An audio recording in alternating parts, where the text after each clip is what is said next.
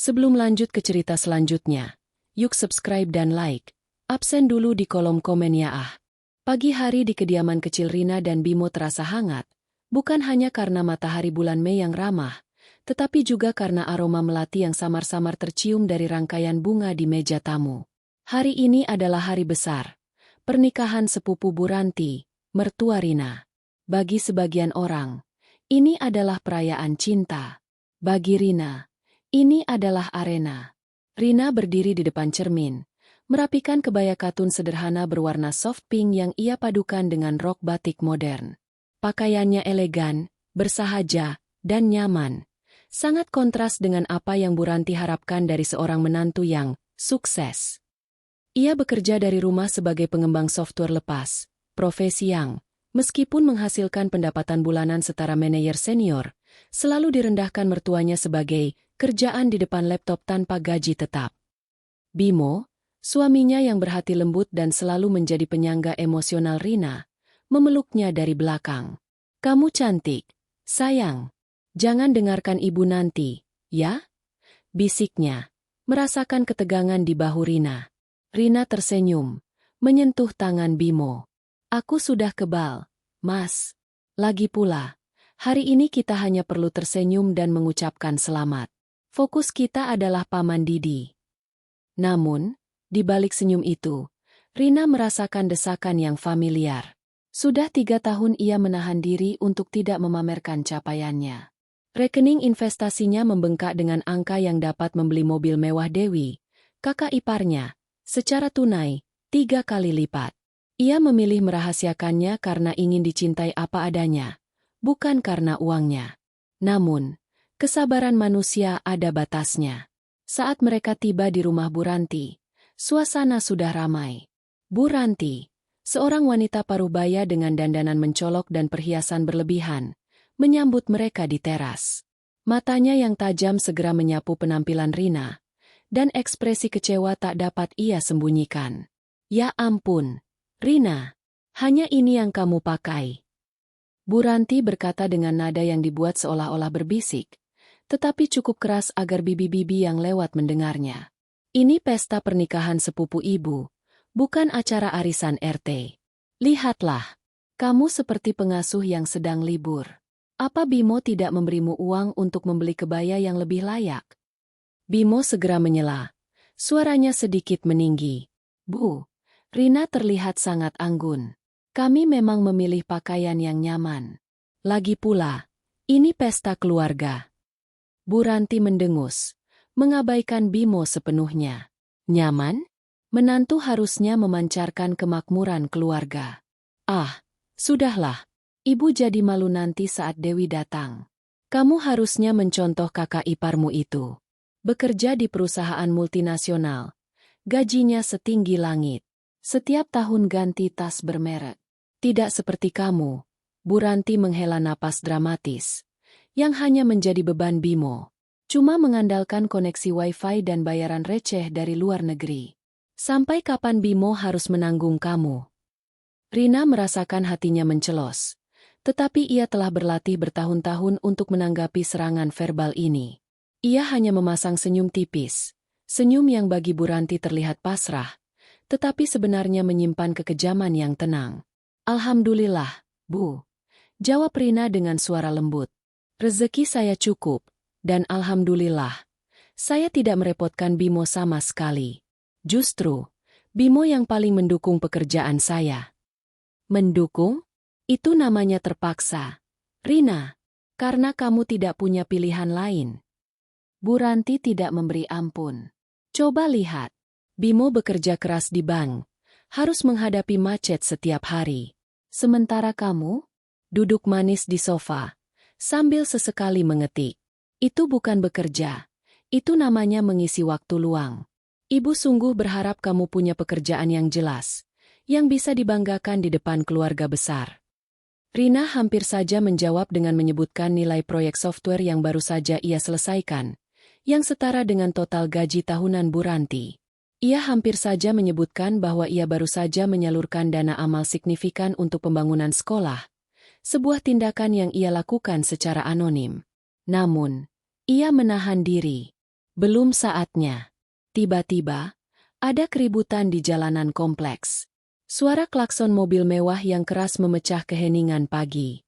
Nah, itu dia, seru Bu Ranti. Matanya berbinar penuh kebanggaan.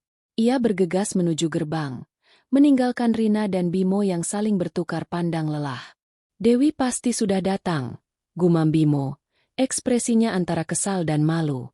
Rina mengangguk, melihat pantulan mobil hitam mengkilap yang baru saja diparkir sembarangan di depan rumah.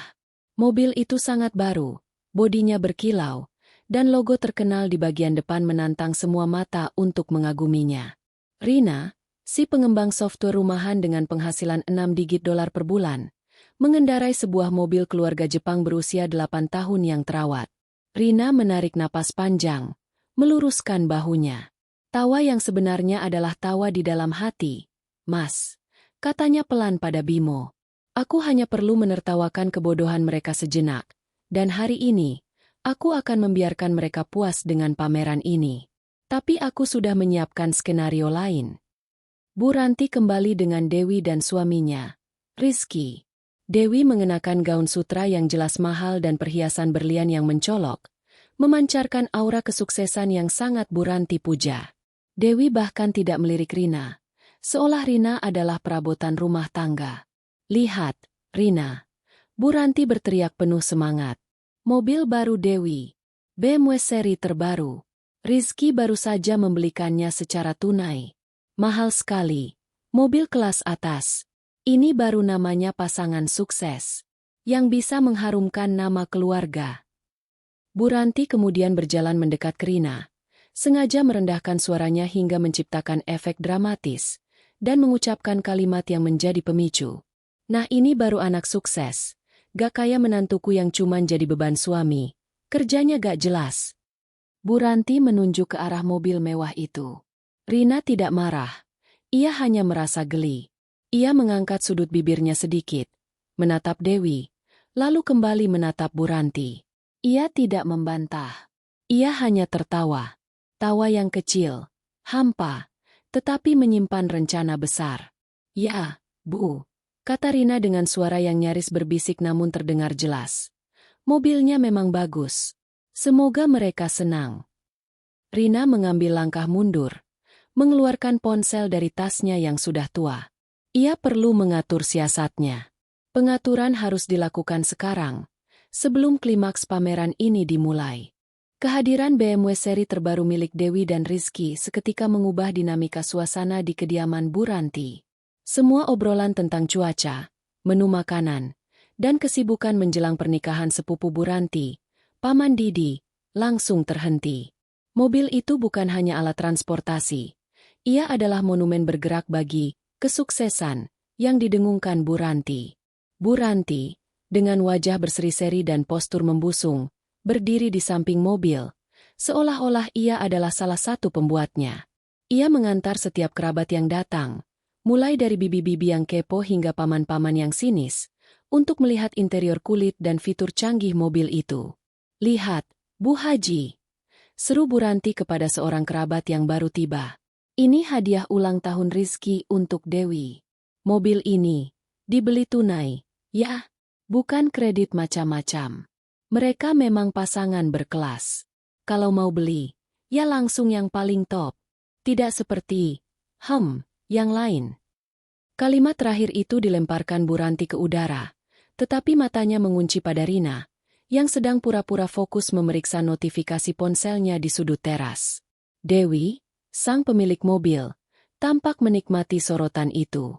Ia tersenyum anggun, sesekali merapikan rambutnya yang ditata mahal, dan sesekali mengucapkan kalimat yang terdengar merendahkan namun disamarkan sebagai kerendahan hati. Ah, ibu ini lebay, ujar Dewi manja. Ini hanya mobil operasional. Tante, sebenarnya kami lebih suka model SUV, tapi yang ini lebih sporty untuk bolak-balik kantor. Kantor kami, kan, sangat menuntut penampilan profesional. Rina mendengarkan percakapan itu sambil menekan tombol panggil di ponselnya. Panggilan ini bukan ke klien atau asisten, melainkan ke mitra bisnisnya di Jakarta, seorang pengacara sekaligus konsultan properti bernama Pak Surya. Pak Surya, bisik Rina, menjauhkan diri sedikit dari kebisingan. Tolong pastikan semua dokumen perjanjian akuisisi kompleks perkantoran Adiwangsa siap. Ya, yang di Sudirman itu. Saya ingin penandatanganan dilakukan hari ini, di waktu yang saya tentukan. Kompleks perkantoran Adiwangsa adalah isu panas di kalangan pebisnis Jakarta. Kompleks itu adalah aset vital yang didanai oleh bank tempat Bimo bekerja, dan juga kantor pusat regional dari perusahaan multinasional tempat Dewi bekerja. Rina telah membelinya melalui perusahaan induknya yang disamarkan, dan kepemilikan itu akan segera beralih penuh kepadanya. Ya, Nyonya Rina. Semua sudah siap. Pihak Bantunas dan Global Corp sudah menunggu kepastian dari Ibu. Mengingat nilai transaksinya yang sangat besar, apakah Ibu yakin ingin melakukan penandatanganan hari ini? Dan di sini? Tanya Pak Surya di ujung telepon, terdengar kaget. Saya yakin, Pak Surya. Saya ingin semuanya resmi hari ini. Dan ya, saya ingin penandatanganan dilakukan secara pribadi, di dekat lokasi acara pernikahan ini. Saya ingin mereka yang paling ingin tahu, menjadi saksi bisu. Jawab Rina, suaranya tenang dan tegas. Ia mengakhiri panggilan itu dengan instruksi spesifik. Saat Rina kembali, ia melihat Bu Ranti sudah berada di puncak kegembiraan.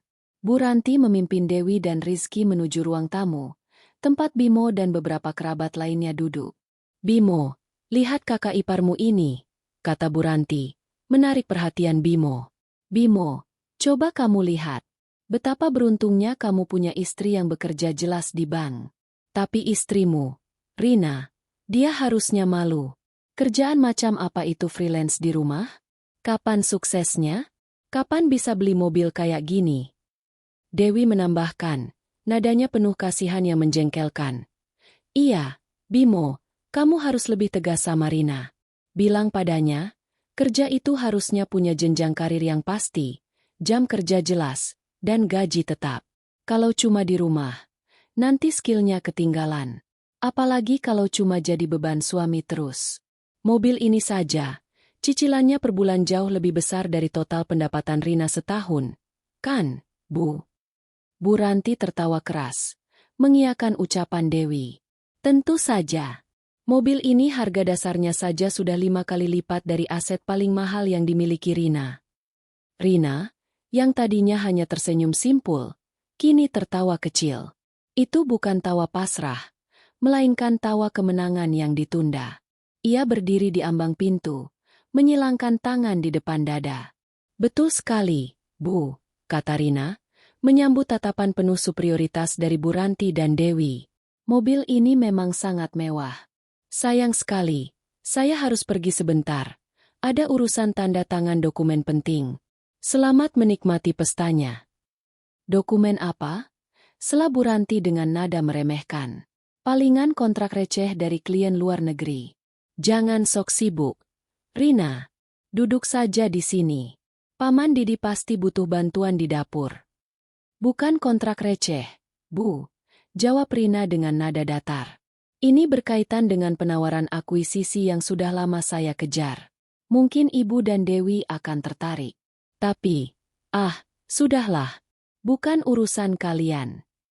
Rina kemudian berbalik ke Bimo, memberinya kedipan mata rahasia, dan berpamitan. Aku akan kembali sebelum acara akad. Mas, jangan khawatir, katanya. Saat Rina melangkah keluar, Dewi berbisik pada Bu Ranti, cukup keras untuk didengar semua orang. Lihat, Bu, dia lari. Malu kan? Karena mobil kita lebih mahal dari total kekayaan dia selama 5 tahun. Bu Ranti hanya mengangguk setuju. Matanya bersinar karena puas. Mereka tidak tahu bahwa Rina pergi bukan karena malu, melainkan untuk memulai babak pengungkapan. Sebuah langkah yang akan mengubah mobil mewah Dewi menjadi simbol hutang yang menyakitkan, dan menjadikan Rina pemilik sejati panggung kehormatan. Rina melangkah keluar dari gerbang rumah Bu Ranti, meninggalkan suasana riuh rendah dan kebanggaan palsu. Ia tidak pergi jauh. Mobilnya, si tua Jepang yang andal, diparkir hanya beberapa puluh meter dari BMW mengkilap milik Dewi.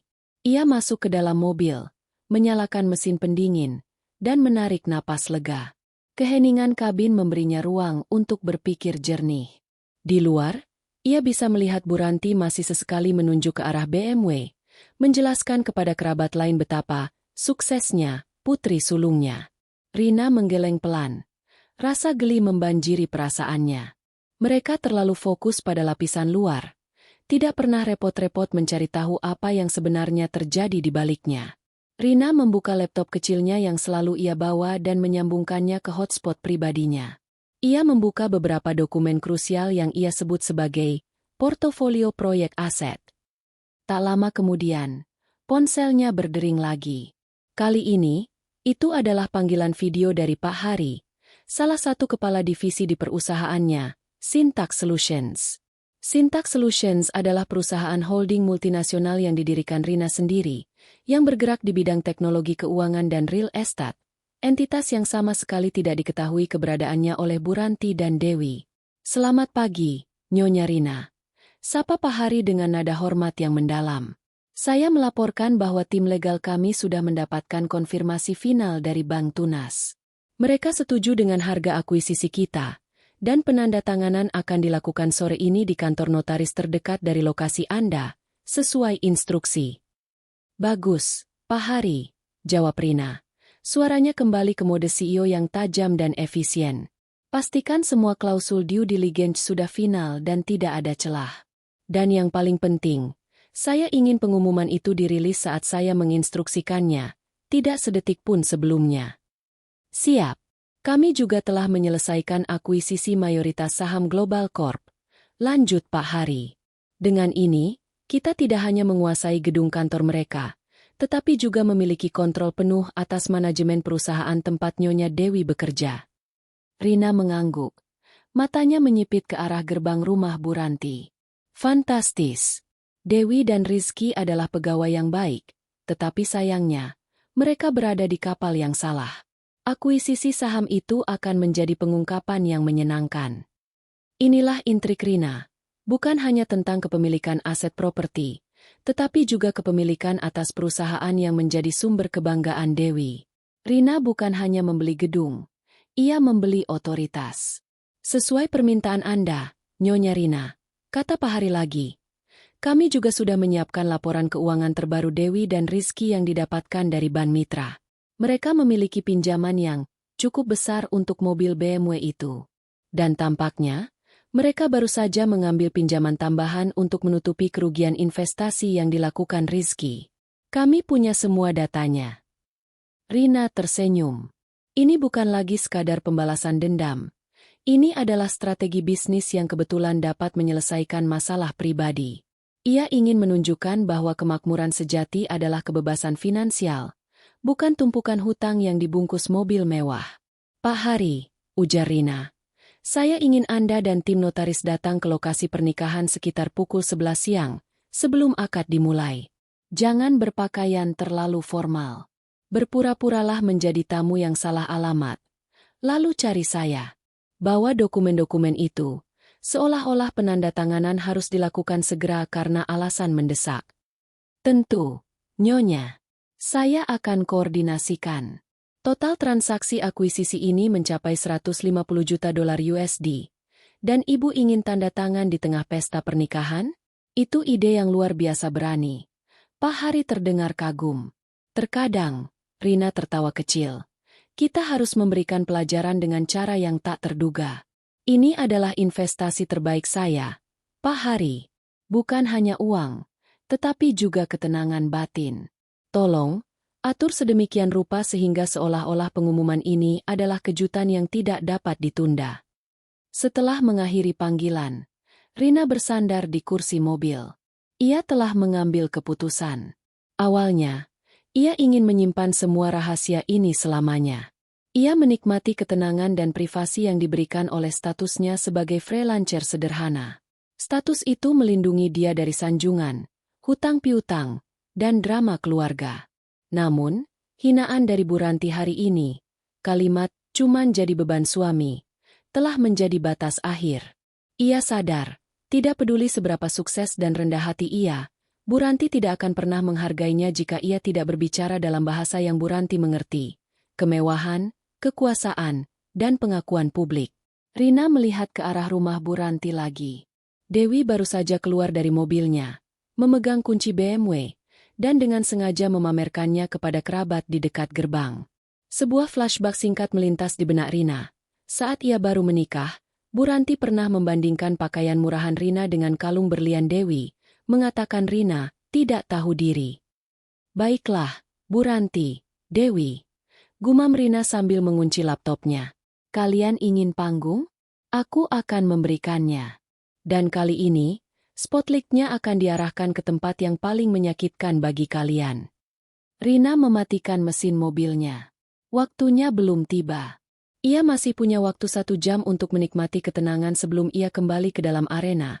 Kini bukan lagi sebagai menantu beban, melainkan sebagai pemain utama di balik layar yang akan segera menarik semua tirai. Rina kembali ke dalam rumah Bu Ranti sekitar pukul 10 pagi, tepat ketika para tamu penting mulai berdatangan menjelang akad nikah. Ia sudah meletakkan laptopnya di bagasi mobil, dan wajahnya kini memancarkan ketenangan yang lebih dalam. Ketenangan seorang jenderal yang baru saja menyelesaikan persiapan strategis terakhirnya. Saat Rina masuk, ia menemukan Bimo di ruang tengah, tampak gelisah. Bimo segera menghampirinya. Rina, kamu dari mana saja? Ibu terus mengoceh, bilang kamu kabur karena malu. Bisik Bimo, wajahnya menunjukkan kekesalan. Aku sungguh minta maaf. Aku tidak tahu harus bagaimana lagi menghadapi pameran Dewi dan Rizky ini. Rina menggenggam tangan Bimo. Sorot matanya meyakinkan. Aku baik-baik saja, Mas. Aku hanya menerima telepon penting yang memang tidak bisa ditunda. Jangan khawatir. Sebentar lagi semua ini akan selesai.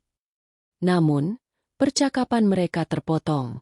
Dewi dan Bu Ranti, yang baru saja selesai berfoto narsis di dekat karangan bunga pernikahan, mendekat dengan senyum yang dipaksakan. Oh, look who's back, cibir Dewi, menggesekkan cincin berliannya ke tepi cangkir teh. Aku pikir kamu sudah pulang. Memang lebih baik kamu tidak banyak terlihat. Rina, penampilanmu terlalu standar untuk acara penting seperti ini.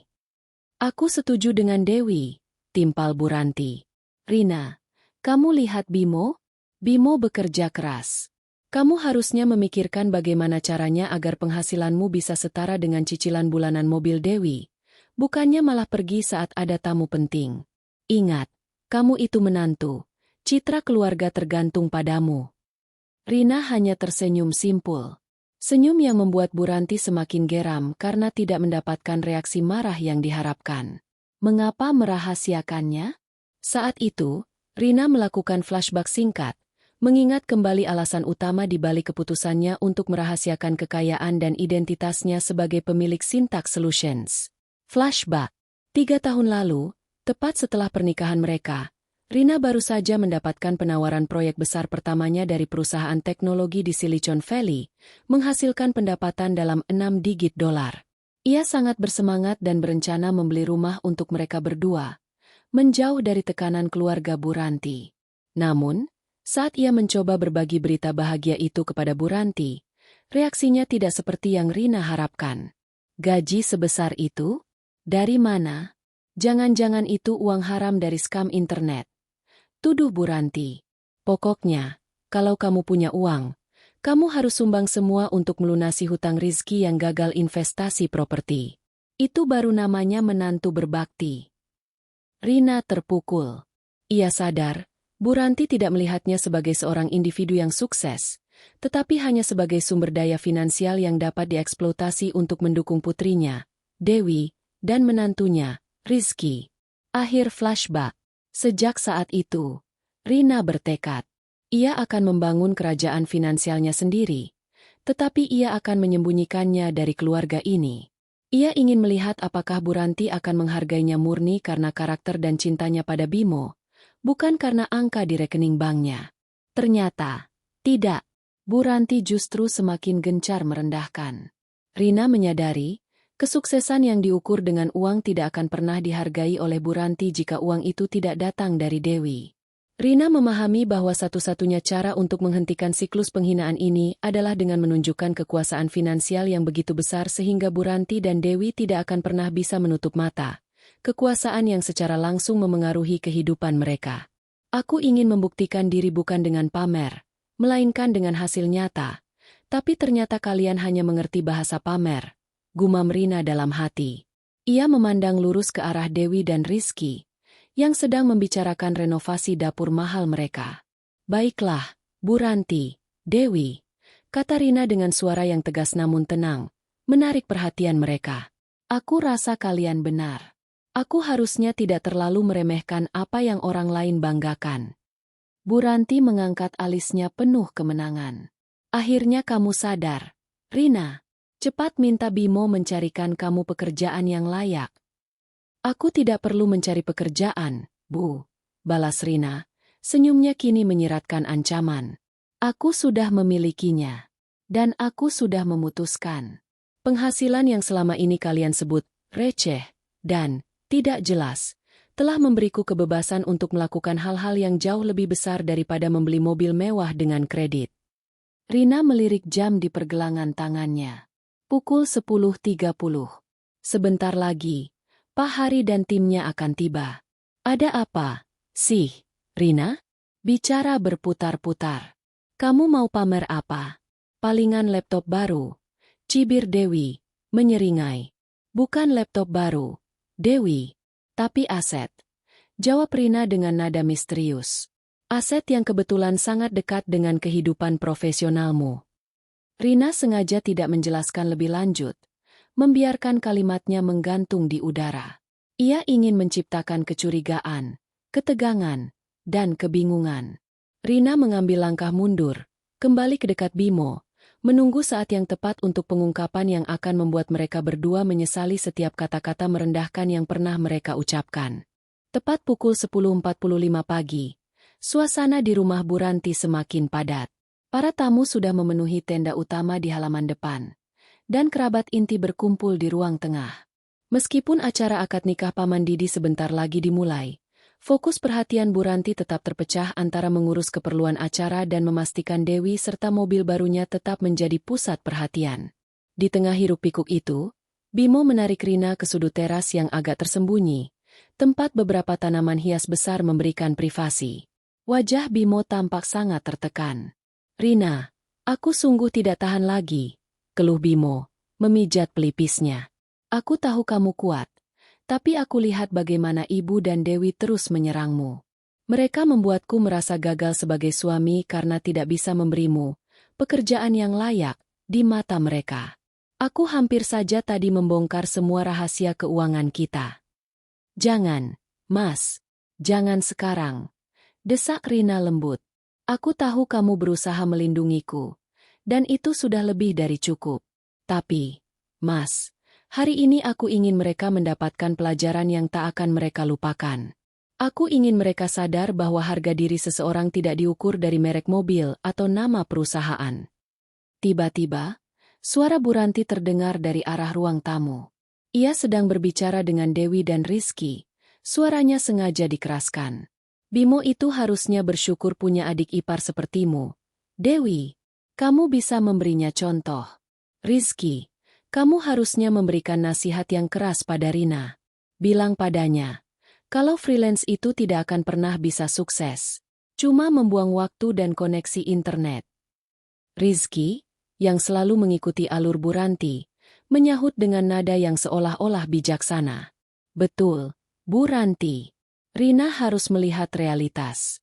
Pekerjaan saya di Global Corp itu jelas. Gaji tetap, tunjangan, dan yang paling penting, jenjang karir yang bisa dibanggakan. Tidak seperti freelance yang tidak ada jaminan masa depan. Itu namanya tidak bertanggung jawab pada suami. Rina, yang mendengarnya dari balik tanaman, merasakan kemarahan yang tenang. Mereka tidak hanya meremehkan pekerjaannya, tetapi juga mempertanyakan tanggung jawabnya pada Bimo. Rina melangkah keluar dari tempat persembunyiannya. Ia berjalan lurus ke arah mereka. Ekspresinya tenang, bahkan sedikit geli. Nasihat yang menarik, Rizky, ujar Rina.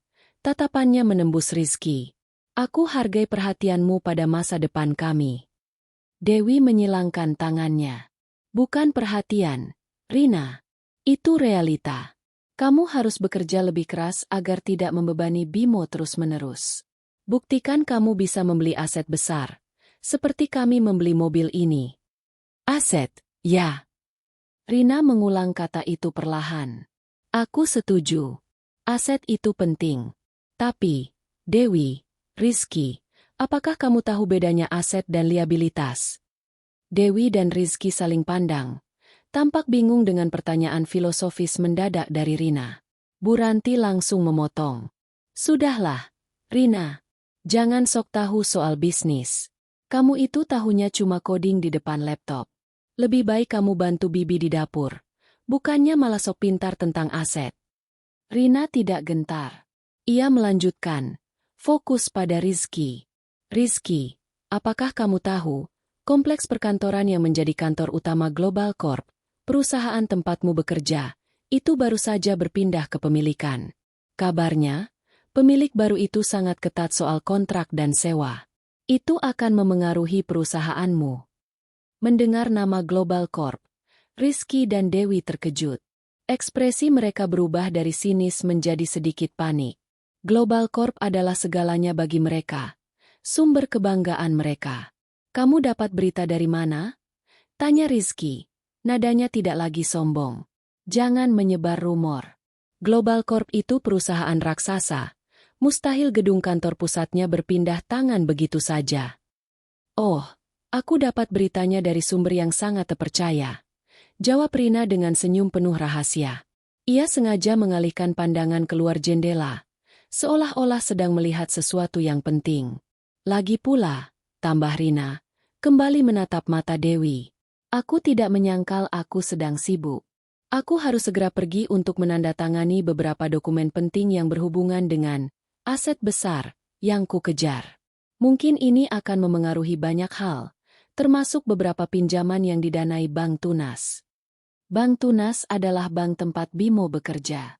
Rina menyebutkannya secara spesifik karena tahu bahwa itu akan memberikan lapisan legitimasi pada ucapannya, bahkan jika Bu Ranti masih skeptis.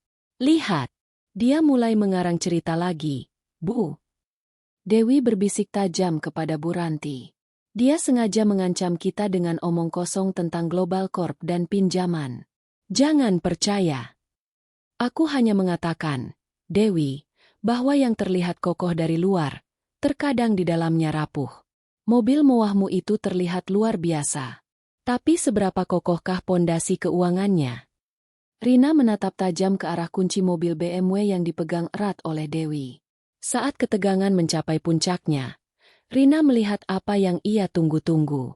Di gerbang, dua pria berpakaian rapi, membawa map kulit mahal, tanpa kebingungan mencari alamat.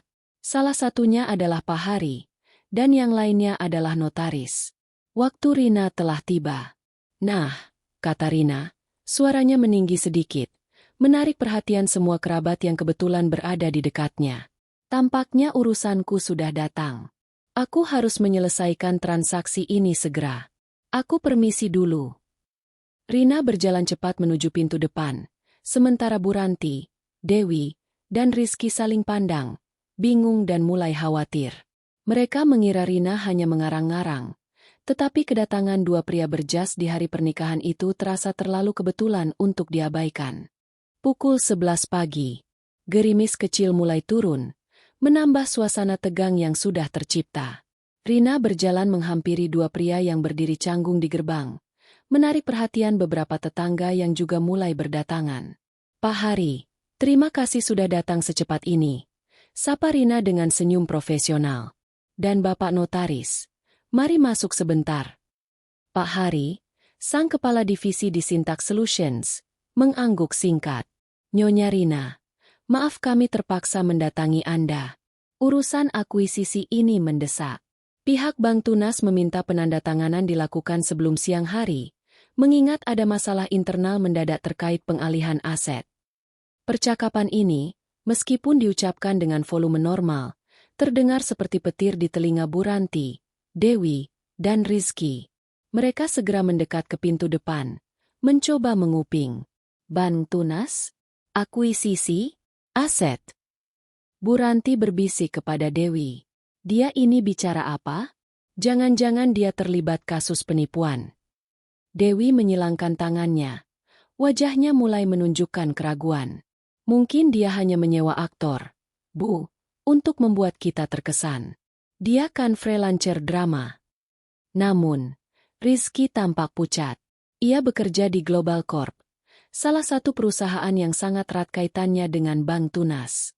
Ia tahu ada rumor samar-samar mengenai kesulitan keuangan bank itu dan potensi pengalihan aset properti besar-besaran.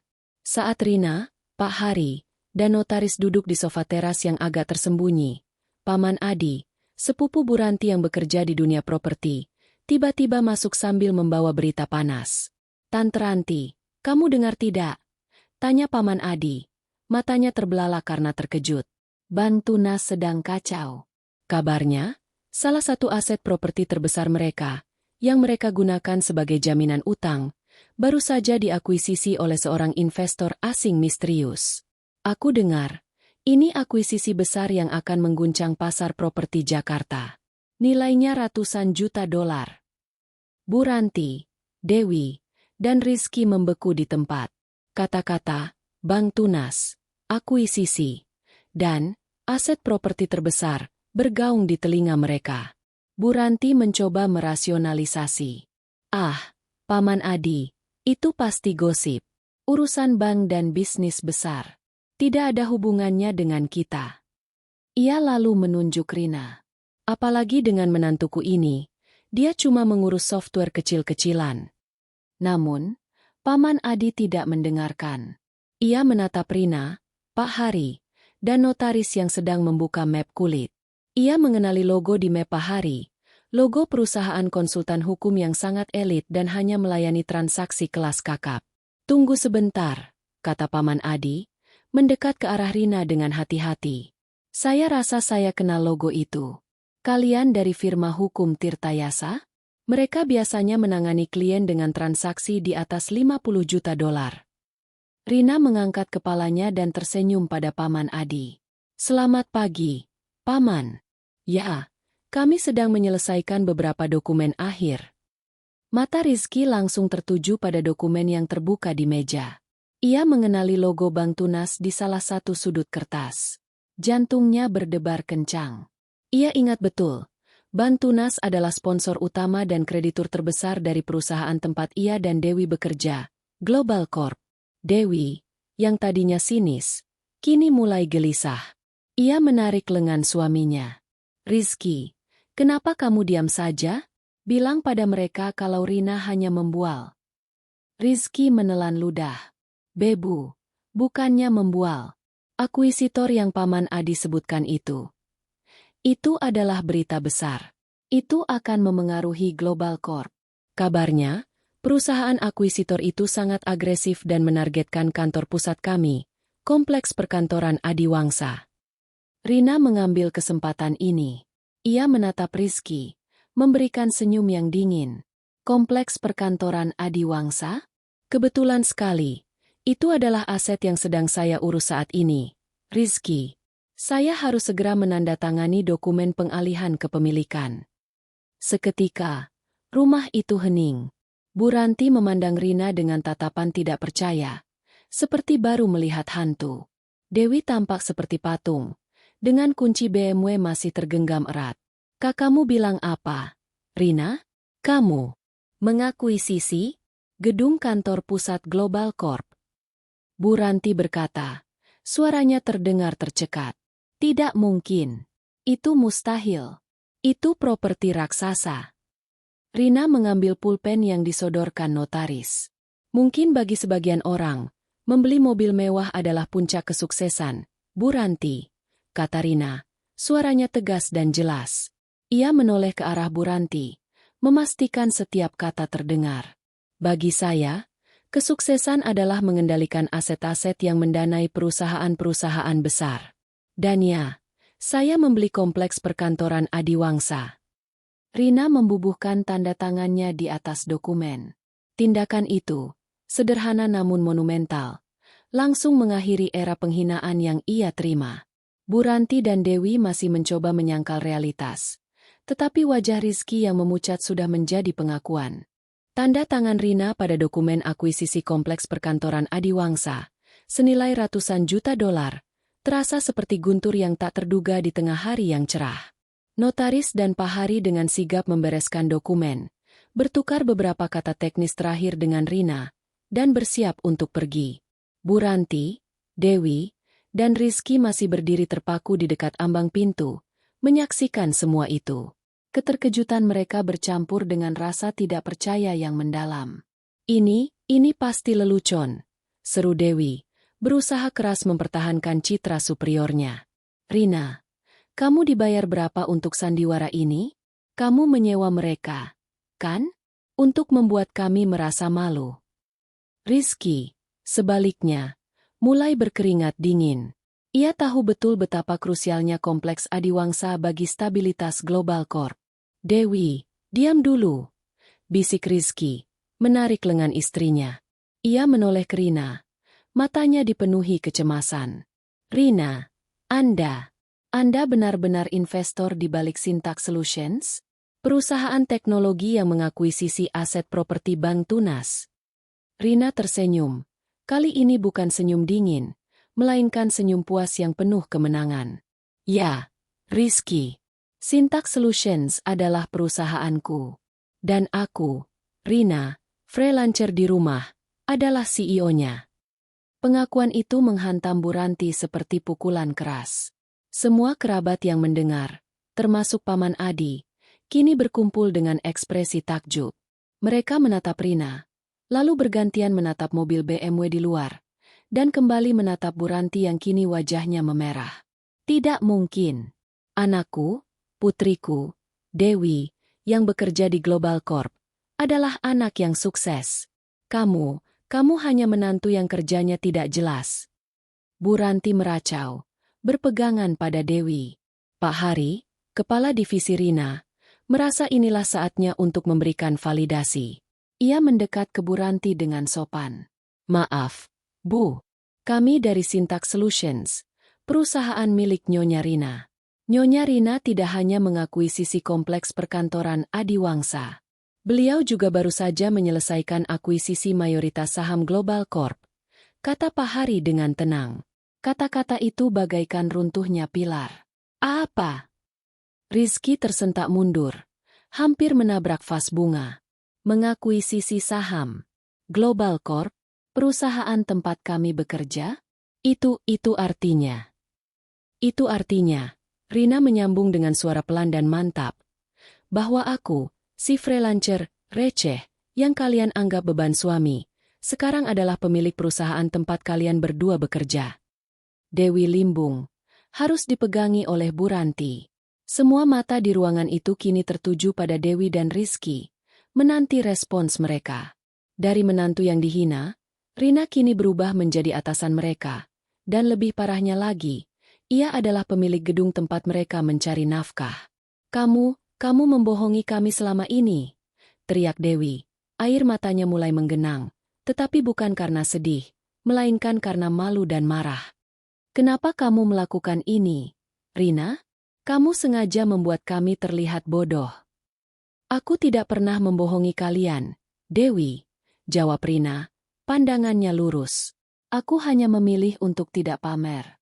Aku memilih kerendahan hati dan kesederhanaan. Tetapi, setiap kali aku datang, Bu Ranti selalu mengatakan aku adalah beban suami, dan kamu selalu membandingkan hidupmu dengan hutang-hutang besarmu. Rizky, yang lebih pragmatis, menyadari bahaya besar yang mengintai. Nyonya Rina, apakah ini berarti akan ada perombakan manajemen? Posisi kami tergantung kinerja, Rizky. Pemilik baru selalu melakukan evaluasi, potong Rina datar. Ia tidak memberikan janji atau ancaman, hanya fakta bisnis yang dingin. Tiba-tiba, Bimo melangkah maju dan memeluk Rina dengan bangga. Ia tidak kaget dengan rahasia kekayaan Rina, karena Rina sudah jujur padanya sejak lama. Hanya saja mereka sepakat merahasiakannya dari keluarga besar. Aku selalu percaya padamu, sayang, kata Bimo dengan suara keras. Memastikan Bu Ranti mendengarnya. Istriku bukan beban. Istriku adalah partner hidup dan seorang visioner. Hari ini adalah buktinya. Melihat Bimo yang kini tersenyum bangga, dan Rina yang berdiri tegak sebagai pemilik baru Global Corp, Bu Ranti merasa dunianya runtuh. Seluruh kebanggaan yang ia bangun di atas karpet merah mobil BMW dan nama perusahaan besar Dewi, kini hancur berkeping-keping. Mobil itu. Gumam Bu Ranti, menatap mobil mewah di luar, yang kini terasa seperti jebakan memalukan. Mobil itu. Ini adalah momen pengungkapan pertama, tetapi bukan klimaks. Rina belum selesai. Ia ingin memastikan Bu Ranti dan Dewi mengerti perbedaan antara kekayaan yang sebenarnya dan kekayaan yang hanya dibungkus hutang. Keheningan yang mematikan menyelimuti ruang tengah Bu Ranti. Semua mata tertuju pada Rina, sang CEO baru Global Corp, perusahaan tempat Dewi dan Rizky, yang selama ini diagung-agungkan, bekerja. Dewi dan Bu Ranti masih dalam kondisi syok, tidak mampu memproses bahwa freelancer yang mereka cibir kini adalah pemegang otoritas mereka. Mobil itu tidak mungkin, gumam Bu Ranti, suaranya parau, masih mencoba berpegangan pada satu-satunya sumber kebanggaannya, BMW mewah di luar. Mobil Dewi itu tunai. Mobil itu bukti bahwa Dewi dan Rizky adalah anak sukses. Rina membiarkan Bu Ranti tenggelam dalam penolakan itu sejenak. Ia tahu ini adalah saat yang paling krusial. Saatnya untuk menghancurkan ilusi kemewahan palsu. Ia harus mengungkap bahwa mobil yang diagung-agungkan itu hanyalah liabilitas besar. Rina berbalik menghadap Pak Hari, yang masih berdiri di dekatnya. Pak Hari, ujar Rina dengan nada tenang dan profesional, seolah sedang berbicara di ruang rapat. Sebelum Anda dan Bapak Notaris pergi, tolong bantu saya menjelaskan sedikit detail keuangan kepada ibu dan kakak ipar saya. Saya ingin mereka mengerti perbedaan antara aset dan hutang. Pak Hari mengangguk, memahami isyarat dari atasannya. Ia mengeluarkan tablet dari tasnya dan membuka dokumen yang dienkripsi. Berdasarkan informasi yang kami peroleh saat due diligence akuisisi Global Corp, kami juga memiliki akses ke beberapa data karyawan penting, termasuk Nyonya Dewi dan Tuan Rizky, kata Pak Hari, pandangannya lurus. Kami menemukan bahwa pinjaman yang mereka miliki saat ini cukup substansial. Rizky mendadak panik. Tunggu, Anda tidak berhak mengakses data pribadi kami. Tentu saja kami berhak, Rizky, potong Rina, suaranya tajam. Sebagai pemilik mayoritas saham, kami memiliki hak penuh atas audit dan evaluasi kinerja, termasuk kestabilan finansial kunci manajemen. Bukankah kita baru saja membicarakan tentang tanggung jawab pada suami, Dewi? Tanggung jawab finansial. Dewi kini terlihat benar-benar takut. Ia tahu suaminya telah mengambil pinjaman besar-besaran, tidak hanya untuk mobil itu tetapi juga untuk menutupi kerugian investasi yang gagal. Pak Hari melanjutkan, suaranya tegas. Mobil BMW seri terbaru yang diparkir di luar itu memang mewah, tetapi kami menemukan bahwa mobil tersebut dibeli melalui kredit multiguna dari Bank Delta, dengan tenor 5 tahun. Dan yang lebih penting, total pinjaman yang ditanggung oleh Tuan Rizky dan Nyonya Dewi, termasuk pinjaman untuk investasi pribadi yang merugi, saat ini mencapai 5 kali lipat dari nilai jual mobil itu. Angsuran bulanan mereka jauh melebihi gaji gabungan mereka saat ini. Seluruh ruangan terdiam. Bu Ranti yang awalnya membusung, kini perlahan-lahan merosot. Berita tentang Rina yang membeli perusahaan adalah kejutan besar. Tetapi berita bahwa mobil kebanggaan Dewi hanyalah hutang raksasa yang mencekik adalah penghinaan total. Jadi, Rina melangkah maju, berdiri tepat di antara Dewi dan Bu Ranti. Mobil itu bukan bukti kemakmuran, Bu Ranti. Mobil itu adalah liabilitas yang sangat besar. Itu adalah hutang yang menekan mereka setiap bulannya. Rina kemudian menunjuk pada tas tangan kulitnya yang biasa saja. Aku mungkin tidak membawa tas Hermes atau mengendarai BMW. Tapi aku bisa membeli mobil Dewi secara tunai tanpa perlu menjual aset lain. Dan aku bisa melunasi sisa hutang pinjaman kalian malam ini juga, jika aku mau. Kalimat itu diucapkan dengan nada datar tanpa emosi, menusuk jantung Bu Ranti. Kerabat-kerabat lain mulai berbisik-bisik, membandingkan freelancer sederhana yang ternyata kaya raya tanpa hutang, dengan anak kebanggaan yang pamer kemewahan dari tumpukan kredit. Aku hanya tertawa, Bu Ranti, kata Rina, mengakhiri. Aku hanya tertawa ketika ibu berkata, "Nah, ini baru anak sukses gak kayak menantuku yang cuman jadi beban suami." Aku tertawa karena aku tahu, di balik kemewahan itu, putrimu sedang membawa beban finansial yang jauh lebih berat daripada beban apapun yang pernah kuberikan pada Bimo. Wajah Bu Ranti kini benar-benar pucat, tidak lagi merah karena marah, tetapi karena malu yang luar biasa. Dewi menangis. Air matanya membasahi gaun sutranya. Rizky hanya bisa menunduk, mengetahui bahwa karir dan reputasi mereka kini berada di tangan Rina. Bu Ranti mencoba mencari kata-kata, tetapi tidak ada yang keluar. Ia tidak bisa lagi membela diri atau putrinya. Semua kebanggaannya kini terungkap sebagai kebohongan mahal. Rina menghela napas, merasa lega setelah beban rahasia itu terangkat. Ia memandang suaminya, Bimo, yang kini tersenyum lembut. Pelajaran telah diberikan. Kini saatnya untuk kedamaian. Klimaks pengungkapan Rina telah mencapai puncaknya. Berita bahwa Rina adalah pemilik sejati Global Corp, dan bahwa mobil mewah Dewi hanyalah simbol dari hutang yang menumpuk, menyebar seperti api di antara kerabat yang hadir. Para tamu, yang awalnya sibuk menyiapkan diri untuk acara akad, kini lebih tertarik menyaksikan drama keluarga di ruang tengah. Bu Ranti, yang selama ini menjadi jenderal kebanggaan keluarga, kini tampak seperti prajurit yang kalah telak. Ia terduduk di sofa, memegang erat tangan Dewi yang masih terisak-isak menahan malu. "Ibu, Bu," lirih Dewi. Suaranya dipenuhi rasa sakit yang dalam. "Kita harus pergi. Aku tidak tahan lagi."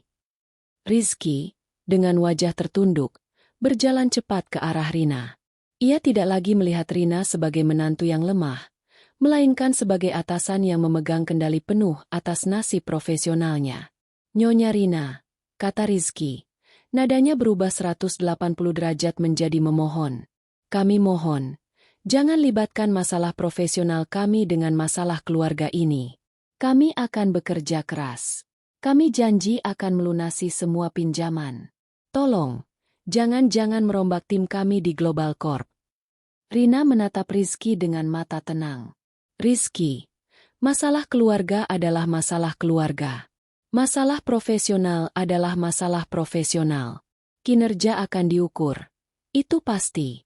Namun, sebagai CEO barumu, ada satu hal yang ingin kuperjelas. Aku sangat menghargai kejujuran dan integritas. Dan aku tidak menghargai orang yang merendahkan orang lain untuk menutupi ketidakstabilan dirinya." Rizky hanya bisa mengangguk, menyadari bahwa ia telah merusak karirnya sendiri dengan kesombongan. Sementara Rizky memohon, Bu Ranti tiba-tiba bangkit. Ia berjalan lunglai ke tengah ruangan, mencoba berbicara kepada kerabat yang memandanginya dengan tatapan iba dan rasa ingin tahu. "Tidak, ini semua salah paham," seru Bu Ranti. Suaranya bergetar. "Rina hanya beruntung. Dia hanya mendapatkan warisan atau semacamnya. Mobil itu dibeli karena Rizky berani mengambil risiko. Itu namanya pengusaha sukses. Berani mengambil risiko yang berakhir dengan hutang besar, Bu Ranti." Sela Paman Adi, yang kini melihat Rina dengan kekaguman. Rina di sini justru menunjukkan kecerdasan finansial sejati, mengakuisisi properti dan perusahaan secara tunai, sementara putri Anda tenggelam dalam pinjaman untuk pamer mobil. Siapa yang lebih sukses? Komentar Paman Adi adalah pukulan terakhir. Bu Ranti memandangi Rina. Air matanya mulai menetes. Kali ini, air mata penyesalan yang pahit. Melihat kehancuran total Bu Ranti, tawa kecil Rina yang sempat ia tahan sejak bab 2 akhirnya keluar. Namun, kali ini bukan tawa yang menyakitkan atau sinis. Itu adalah tawa lega. Tawa kemenangan atas batasan dan stereotip yang selama ini membelenggunya. Tawa itu tulus, membebaskan dirinya dari peran, menantu beban, yang disematkan kepadanya. "Aku hanya tertawa, Bu," kata Rina, menghampiri Bu Ranti. "Aku tertawa karena akhirnya aku bebas. Bebas dari label yang Ibu berikan. Aku hanya ingin Ibu mengerti bahwa kekayaan sejati tidak perlu dipamerkan di hari pernikahan orang lain. Kekayaan sejati memberikan ketenangan." Rina kemudian berbalik ke Bimo, yang wajahnya penuh haru. Bimo merangkulnya erat. "Aku sangat bangga padamu, Sayang, bisik Bimo. Kamu bukan hanya membuat mereka malu, kamu mengajarkan mereka tentang nilai. Dewi dan Rizky, tidak tahan dengan tatapan kerabat dan rasa malu yang mendalam, memutuskan untuk pergi. Dewi mengambil kunci BMW-nya. Tetapi kini mobil itu terasa seperti rantai yang membelenggu, bukan mahkota. Kami permisi, kata Dewi dengan suara rendah, menarik Rizky keluar. Mereka tidak lagi mencari sorotan, berjalan cepat keluar tanpa menoleh ke mobil BMW yang sudah menjadi saksi bisu kejatuhan mereka. Bu Ranti ditinggalkan sendirian. Ia menatap Rina, lalu Bimo, dan akhirnya menghela napas panjang. Rina. Bu Ranti memulai. Suaranya kini sangat lembut, nyaris seperti bisikan. Tidak ada lagi nada memerintah atau meremehkan. Ibu benar-benar minta maaf. Ibu terlalu dibutakan oleh penampilan luar. Ibu salah besar. Momen permintaan maaf ini, yang datang setelah kehancuran total, terasa seperti penebusan bagi Rina.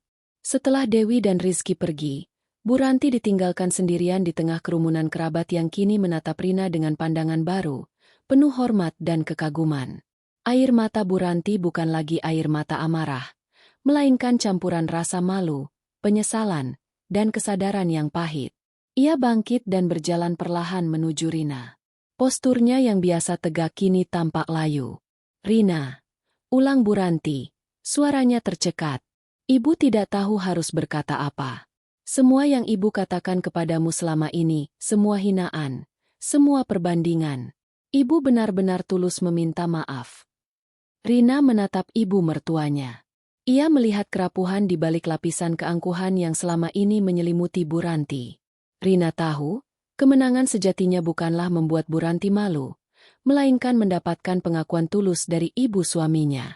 Bu, jawab Rina lembut. Aku tahu niat ibu adalah baik. Ibu ingin putrimu sukses.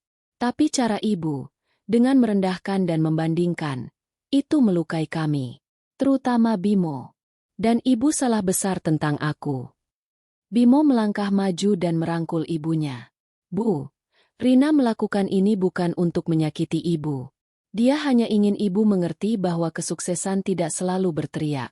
Aku bangga padanya. Dan aku tidak pernah merasa ia menjadi beban. Momen itu adalah titik balik. Bu Ranti memeluk Bimo erat, lalu menatap Rina lagi. Ibu sungguh menyesal. Nak, ibu terlalu fokus pada apa yang ditunjukkan orang lain. Sampai ibu lupa melihat apa yang kamu bangun dengan diam-diam. Ibu akan berusaha menjadi mertua yang lebih baik. Ibu janji, kata Bu Ranti, nada suaranya tulus. Babak baru, batasan yang jelas. Rina memaafkan Bu Ranti. Tetapi ia juga harus menetapkan batasan. Terima kasih, Bu, kata Rina. Aku memaafkan ibu. Tapi ada satu hal yang perlu kita sepakati. Aku akan tetap menjaga privasi dan kesederhanaan gaya hidupku. Aku tidak akan mendanai gaya hidup mewah Dewi dan Rizky. Dan aku tidak ingin kekayaanku menjadi topik perbincangan di setiap pertemuan keluarga. Aku ingin kita berkumpul sebagai keluarga, bukan sebagai klien dan bankir. Bu Ranti mengangguk cepat. Tentu, Nak. Ibu mengerti. Ibu tidak akan mengungkit-ungkit lagi. Rina kemudian menoleh ke Bimo, tersenyum lega. Setelah semua drama ini, ia merasa jauh lebih ringan. Rahasianya terungkap, dan ia tidak perlu lagi berpura-pura menjadi seseorang yang kurang sukses. Pengakuan dan kedamaian sejati. Setelah acara akad nikah selesai dan suasana mulai mereda, Rina dan Bimo menyempatkan diri berbicara empat mata. Aku lega semuanya sudah selesai, Mas, kata Rina, bersandar di bahu Bimo. Tapi, kamu kaget tidak dengan semua pengungkapan ini? Aku tahu aku sudah cerita, tapi melihat reaksimu tadi. Bimo mencium kening Rina. Aku tidak kaget dengan kekayaanmu. Sayang, aku kaget dengan seberapa cepat dan efisien kamu meruntuhkan kesombongan mereka. Kamu adalah wanita paling cerdas yang pernah aku kenal. Aku selalu tahu kamu hebat. Dan sekarang, seluruh keluarga tahu bahwa kamu bukan beban. Kamu adalah anugerah. Rina menjelaskan alasan ia tetap memilih gaya hidup sederhana meskipun sudah sangat kaya. Aku sudah membeli rumah baru, Mas, atas nama kita berdua, tunai. Aku sengaja tidak memberitahumu sampai hari ini, karena aku ingin kita pindah saat statusku benar-benar jelas di mata mereka. Aku ingin kita memulai babak baru, tanpa bayang-bayang hutang dan pameran. Bimo terkejut sekaligus terharu. Rumah? Baru? Tanpa cicilan? Ya, Mas. Aset, bukan liabilitas. Rina tertawa, mengutip istilah yang ia gunakan untuk menghancurkan Dewi.